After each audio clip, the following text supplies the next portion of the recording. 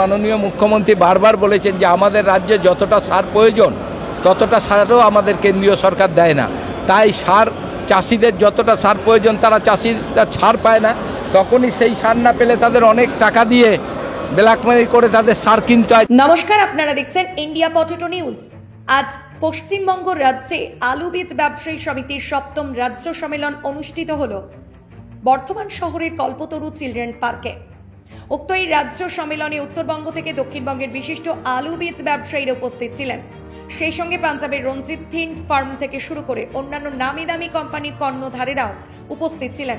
সেই সঙ্গে পশ্চিমবঙ্গ প্রগতিশীল আলু ব্যবসায়ী সমিতির সভাপতি জগবন্ধু মণ্ডল এবং সম্পাদক লালু মুখার্জিও আজকের এই সম্মেলনে বিশেষ অতিথি হিসেবে উপস্থিত ছিলেন।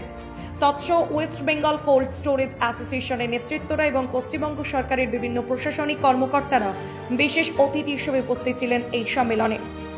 সম্মেলনের শেষে আমরা কথা বললাম বর্ধমান দক্ষিণ বিধানসভার বিধায়ক খোকন দাসের সাথে।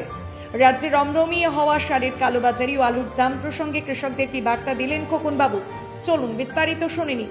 পাশাপাশি আজকের বীজ ব্যবসায়ী সমিতির সম্মেলন প্রসঙ্গে ও আলু বীজের ব্যাপারে বীজ ব্যবসায়ী সমিতির রাজ্য সম্পাদক স্বপন সামন্ত ও অন্যান্য নেতৃত্বরা কি বললেন বিস্তারিত শুনে নিন। চ্যানেলে নতুন হলে চ্যানেলটি সাবস্ক্রাইব করুন ও ফেসবুক পেজটি ফলো করে নিন। ভিডিওটি শেয়ার করুন দেশ ও বিদেশের সকল প্রকার মানুষের কাছে। দাদা নমস্কার। নমস্কার দাদা, আপনি আজকে এসেছেন পশ্চিমবঙ্গ রাজ্য আলু বীজ ব্যবসায়ী সমিতির ৭ম রাজ্য সম্মেলনে, দর্শকদেরকে কি বলবেন? রাজ্য সম্মেলনে আমাদের বর্ধমানে এখানে অনুষ্ঠিত হচ্ছে। আমি অত্যন্ত গর্বিত যে গোটা রাজ্য ধরে এত ব্যবসাদার যারা আলু বীজ বিক্রি করেন তারা আজকে এখানে সবাই উপস্থিত হয়েছেন। আমাদের এই অ্যাসোসিয়েশনের আমাদের সভানেত্রী যিনি আমাদের সহকর্মী বিধায়ক উত্তরা সিংহ হাজরা তিনি এসেছেন, আমাদের সম্পাদক আমাদের স্বপন সামন্ত মহাশয় রয়েছে, তাছাড়া এই সংস্থার বিভিন্ন কর্মকর্তারা এসেছেন। সারা বাংলা জুড়ে প্রচুর মানুষ আজকের এই সম্মেলনে অংশগ্রহণ করেছেন। আলু বীজের ক্ষেত্রে অনেক রকম সমস্যা আছে, যারা এই ব্যবসা যারা বীজ কিনে বিভিন্ন জায়গায় বিক্রি করেন তাদের সমস্ত সমস্যার ব্যাপার নিয়ে এই সম্মেলনে আলোচনা হলো। পরবর্তীকালে এসব সমস্ত সমস্যার ব্যাপার রাজ্যের মাননীয় মুখ্যমন্ত্রীকে জানানো হবে, আমাদের কৃষিমন্ত্রীকে জানানো হবে, সেইটা নিয়েই আলোচনা হচ্ছে। সেই আলোচনা যাতে যে সমস্যাগুলো হচ্ছে আলু বীজ কেনার ক্ষেত্রে সেইটা যাতে সমাধান করা যায় সেই সব আলোচনা পরবর্তীকালে তুলে ধরে সমাধানের চেষ্টা করা হবে। এবং গোটা রাজ্য থেকে তারই জন্য আজকে গোটা রাজ্য থেকে যারা আলু বীজ বিক্রি করেন সেরকম সব ব্যবসাদাররা আলু চাষিরা সবাই আজকের এই সম্মেলনে সকাল থেকে এখানে উপস্থিত হয়েছেন। এইমাত্র এই সম্মেলন শেষ হলো। দাদা, আমরা রাজ্যের বিভিন্ন প্রান্তে ঘুরে ঘুরে আলুর মেনলি খবর তুলে ধরি, তার সঙ্গে বীজেরও। বর্তমানে চাষিরা বলছেন আলু চাষ শুরুর আগেই দিকে দিকে সারের কালোবাজারি শুরু হয়েছে। দেখুন, কেন্দ্রীয় সরকার সর্বত্রভাবে আপনারা জানেন বিভিন্ন সময় আমাদের বাংলার যতটা সার প্রয়োজন সার দেয় না। কেন্দ্রীয় সরকার সর্বত্রভাবে বাংলার মানুষ যাতে ভালো না থাকে, ভালো না থাকার জন্য সমস্ত প্রকল্পের টাকা বন্ধ করে দিচ্ছে, সমস্ত দিক থেকে বাংলাকে হয়রানি করছে। এবং এই যে আমাদের বারবার জানেন মাননীয় মুখ্যমন্ত্রী বারবার বলেছেন যে আমাদের রাজ্যে যতটা সার প্রয়োজন ততটা সারও আমাদের কেন্দ্রীয় সরকার দেয় না। তাই সার চাষিদের যতটা সার প্রয়োজন তারা চাষিরা ছাড় পায় না, তখনই সেই সার না পেলে তাদের অনেক টাকা দিয়ে ব্ল্যাকমেল করে তাদের সার কিনতে হয়। চাষিরা সেখানেই আবার পড়ে যান, বিপদের মুখে পড়ে যান। যদি সঠিক সার আমাদের যত দরকার সেটা যদি আমাদের কেন্দ্রীয় সরকার দিত তাহলে আমাদের বাংলায় আরও চাষিদের ভালো হতো। কোনোভাবে বিভিন্ন সময় আলু চাষের ওপর দেখা যায় লস হয়, সেটা হতো না। আর বাংলার মাননীয় মুখ্যমন্ত্রী আছে বলেই চাষিদের পাশে তিনি সব সময় থাকেন। কোনো মানুষ যাতে কোনো অসুবিধায় না পড়ে, চাষিরাও যাতে ন্যায্য মূল্য পায় তার চেষ্টা আমাদের রাজ্যের মাননীয় মুখ্যমন্ত্রী সব সময় করেন। শেষ প্রশ্ন হচ্ছে যে আলুর দাম কৃষকরা আরো ভালো পায় বা এবছরের ক্ষেত্রেও সরকার কি আরো? দেখুন, আপনি তো জানেন আলু ওঠার পর আমাদের মনে হয় 450 টাকা করে আমাদের রাজ্য সরকার আলু কিনেছে, তখন কিনেছে। যে সরকার তো সবসময় চেষ্টা করে চাষিরা যাতে আলুর দাম পায়, চাষিরা পেলেই তো সবাই পাবে। চাষিরা যদি কিছু দাম না পায় তাহলে সমস্ত জায়গায় ব্যবসা তছনছ হয়ে যাবে। চাষিদের সবসময় সুবিধা হয়, রাজ্য সরকার সবসময় পাশে থাকে। আপনি দেখছেন জল বৃষ্টি ঝড়ে জমির পর জমি যখন নষ্ট হয়ে যায় চাষিদের সঙ্গে সঙ্গে সেই টাকা দিয়ে দেওয়া হয় যাতে চাষিরা চাষ করে যেগুলো নষ্ট হয় তার টাকা পেয়ে যায়। সরকার সর্বত্র চাষিদের পাশে আছে। চাষিরা চাষ করে যাতে তাদের লস না হয়, তারা যাতে লাভ করতে পারে, দুটো পয়সা দেখতে পারে, তার জন্য রাজ্যের মাননীয় মুখ্যমন্ত্রী সবসময় চাষিদের পাশে আছেন। এই সম্মেলন মঞ্চ থেকে কি বার্তা দেবেন দর্শকদের? দর্শক মানে আমার বীজ ব্যবসায়ীরা এসেছিলেন, আজকে নানান সমস্যা নিয়ে কথা হয়েছে, আমরা অনেক সমাধান করেছি, কিছু কিছু ক্ষেত্রে পেন্ডিং আছে এবং আগামী দিন যাতে পরিচ্ছন্নভাবে বীজ ব্যবসা হয়, পাঞ্জাবের সঙ্গে সম্পর্ক বজায় রেখে ভালো বীজ পাশে এবং আমার সদস্যরা যাতে সুরক্ষিত থাকে সেই বিষয়ে আমাদের পদক্ষেপ নেওয়া হবে। কিছুদিন বাদেই তো কোবরাজ আলু চাষ শুরু হবে, তো মোটামুটি প্রথম কোবরাজ লোডিং সাউথ বা নর্থ বেঙ্গলে কখন শুরু হবে স্যার? সেটা পরবর্তী পর্যায়ে রাজ্য মিটিংয়ে আলোচনা করে সিদ্ধান্ত নেওয়া হবে। নির্দিষ্ট দিন কেবল বীজ ব্যবসায়ীদের বলবো সজাগ দৃষ্টিতে সঠিক কোম্পানির সঙ্গে ভালো গুণগত মানের আলু বীজ খরিদ করে, যাতে সেও সুরক্ষিত থাকে, আমার বাংলা চাষিরাও সুরক্ষিত থাকে। বাবু নমস্কার। নমস্কার, ইন্ডিয়া পটেটোকে। বীজ আপনাদের যে আজকে যে সম্মেলন হচ্ছে, সপ্তম রাজ্য সম্মেলন, এখানের মঞ্চ থেকে দর্শকদেরকে কি বার্তা দেবেন?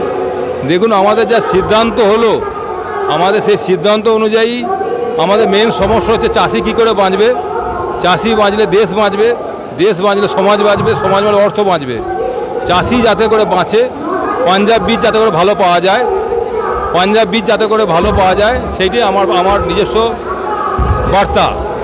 চাষি যাতে বাঁচুক, চাষি না বাঁচলে কেউ বাঁচব না, আমরা সমাজ অর্থ কিছু বাঁচব না, এবং পাঞ্জাবিরা যাতে ভালো বীজ দেয় সেইটি মূল আলোচনা।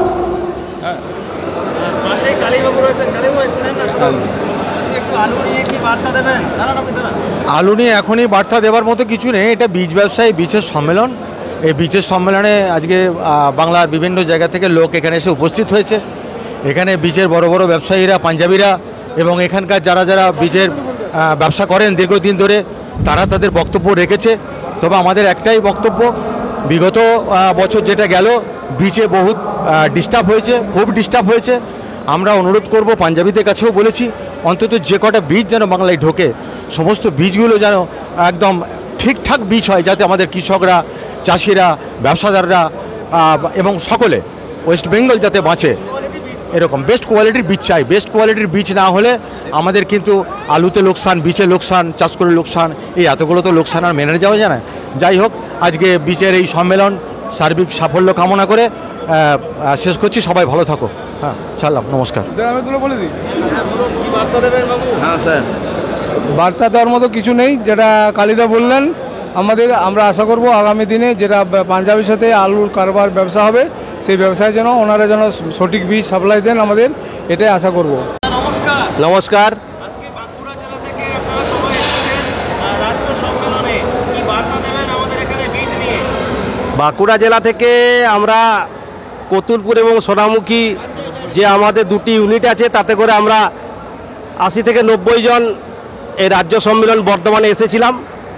এখানে বীজ ব্যবসায়ী সম্বন্ধে বহু কিছুই আলোচনা হলো, কিন্তু আমাদের যে রাজ্য সভাপতি বা সম্পাদক ছিলেন এতদিন, তারা বার্তা দিয়ে গেছেন এবং বলে গেছেন যে পাঞ্জাবের যে সমস্যা হয়, পাঞ্জাবের যে আদা বা কচু জাতীয় আলুর ফলন হয় বা ফাটা হয়, বা বিভিন্ন পাঞ্জাব থেকে যে বীজ সহায়তা করা হয়, কোম্পানিরা সঠিক সময়ে লোড দেয় না, সঠিক টাইমে লোড না দেওয়ার জন্য আমরা চাষির কাছে কথা দাম রাখতে পারি না এবং ক্ষতিগ্রস্ত হই।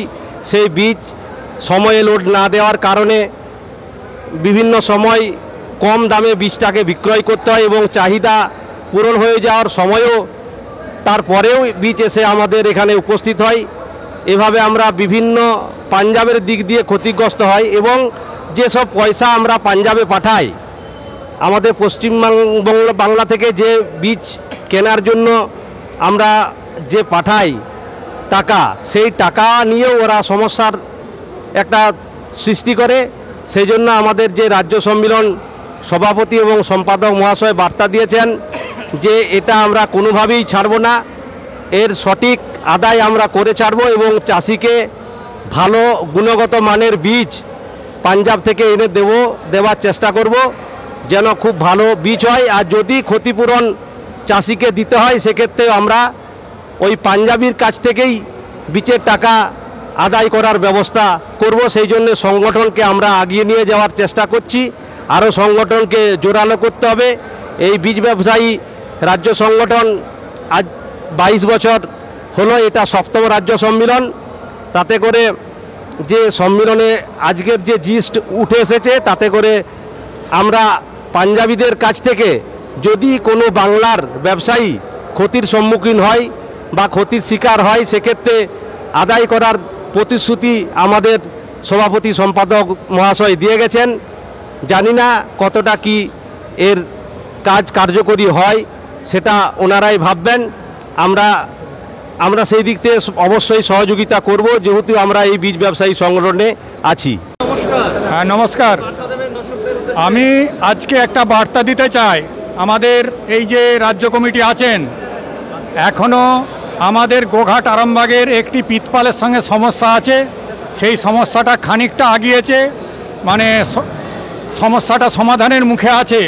যাতে আমাদের এই গোঘাট আরামবাগের সমস্যাটির সমাধান হয়, পিতপালজির সঙ্গে আমাদের রাজ্য কমিটির সদস্য একজন, একটা খুব বড় ধরনের সমস্যা আছে। সেটা খানিকটা সমস্যার সমাধান হয়েছে, কিন্তু এখনও সমাধান হয়নি। এইটি যেন সমস্যার সমাধান হয়ে যায়, আমি আমার রাজ্য কমিটির সদস্যর কাছে অনুরোধ রাখবো। এই অনুষ্ঠানে সম্প্রচারিত সমস্ত বক্তব্য বক্তাদের নিজস্ব ব্যক্তিগত মতামত। এই অনুষ্ঠান বাজারের নির্ধারক নয়। অনুগ্রহ করে ব্যবসায়িক পদক্ষেপের পূর্বে নিজের বিচার বুদ্ধি কাজে লাগিয়ে সিদ্ধান্ত নিন। আলু রাখা বাজারগত ঝুঁকি সাপেক্ষে। আলু রাখার পূর্বে ইন্ডিয়া পটেটো অ্যাপ থেকে বিগত বছরের লোডিং আনলোডিং রিপোর্ট ও তার পরিপ্রেক্ষিতে আলুর দামের ওঠানামা দেখে নিন। উচ্চ ফলনশীল পাঞ্জাব আলু বীজের একমাত্র নাম রঞ্জিত থিন ফার্ম। দীর্ঘ 40 বছর ধরে বাংলার আলু চাষীদের ঘরে ঘরে। 1 নম্বর জ্যোতি পোখরা চন্দ্রমুখী হিমালয়নী সুপার 6 আলু বীজ মানেই রঞ্জিত সিং টিএফ মার্কা বীজ। আমাদের বুকিং চলছে, সত্ত্বর যোগাযোগ করুন। রঞ্জিত থিন farm, TF cold storage, Pratappura, Jalandhar, Punjab. Mobile number 8359000021। Hardev Singh Sanghar S মার্কা ও সুখজিৎ সিং ভাট্টির বি মার্কা আলু বীজ বিক্রয়ের বিশ্বস্ত প্রতিষ্ঠান ঘোষাল এগ্রিকালচার এন্টারপ্রাইজ। দীর্ঘ 1 দশকেরও বেশি সময় ধরে প্রতিটি কৃষকের বিশ্বাসের আরেক নাম ঘোষাল এগ্রিকালচার এন্টারপ্রাইজ। খুচরো ও পাইকারি বীজ বিক্রয় করা হয়। প্রযত্নে শম্ভুনাথ ঘোষাল। আমাদের 2টি কাউন্টার আছে। হরদেব সিং সাংঘার এস মার্কা পিওর কাউন্টার ধনিয়াখালী হল স্টেশনের কাছে ঘোষাল মার্বেল সন্নিকট, এবং সুখজিৎ সিং ভাটির বি মার্কা pure counter Belmuri Hattala, Hooghly. Mobile number 9434301523।